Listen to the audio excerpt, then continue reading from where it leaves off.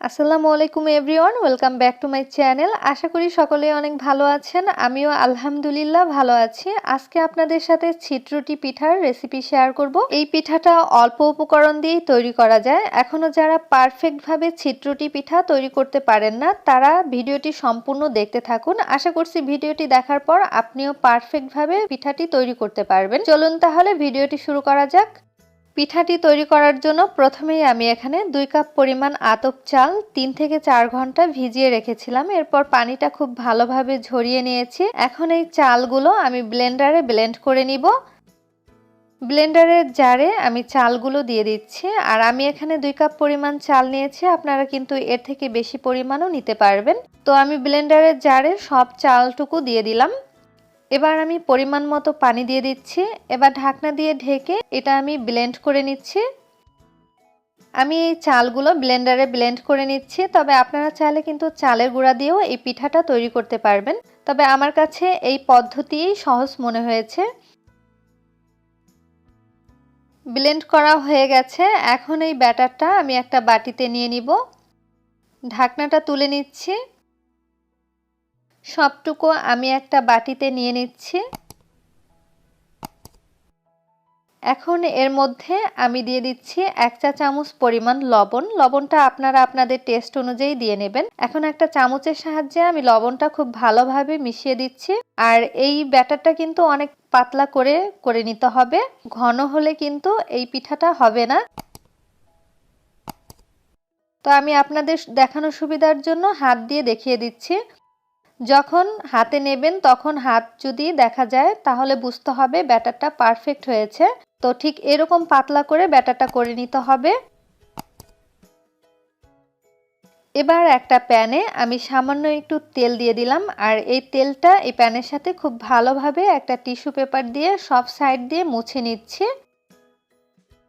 এখন আমি এই প্যানের মধ্যে ব্যাটারটা হাতে নিয়ে খুব ভালোভাবে ছিটিয়ে নিচ্ছি। আর এভাবে করেই কিন্তু এই ছিটা পিঠাটা তৈরি করতে হয়। ব্যাটারটা হাতে নিয়ে ছিটিয়ে দিবেন, তাহলেই কিন্তু পিঠাটা হয়ে যাবে।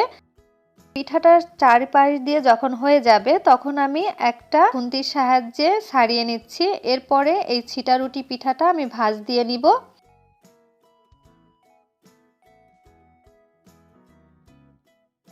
এভাবে করে আমি পিঠাটা ভাঁজ দিয়ে নিচ্ছি। আর এই পিঠাটা ভাজতে কিন্তু 1 মিনিটের মতো সময় লাগে।